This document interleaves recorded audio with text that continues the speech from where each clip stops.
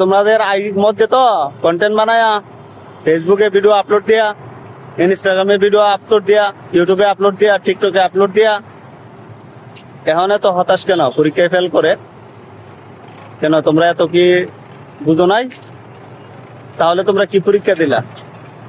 ভালো করে পরীক্ষা দিতা আর পড়াশোনা করতা, তাইলে তো তোমরা রেজাল্ট ভালো করতা। এখন তোমরা হতাশ হয়ে গেছে, পরীক্ষায় ফেল করছো, কম্বলের তলে হইয়া হইয়া কন্টেন্ট দেখছো, রিলস দেখছো, আর বাপ মারে বুঝাইছো পড়াশোনা করছো। আর কিছু কিছু বাপ মাও আছে কন্টেন্ট তৈরি করে, ছেলের প্রতি মেয়ের প্রতি কোনো মনোযোগ নাই।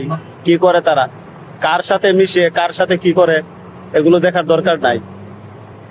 আজকে চিন্তা করে দেখো তোমার মা বাবা কি করতেছে আর তোমরা কি করতেছে।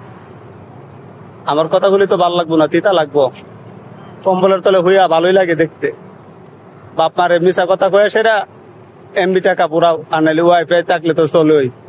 আমাদের মতো গরিব হইতা বুঝতা কত কষ্ট জীবন।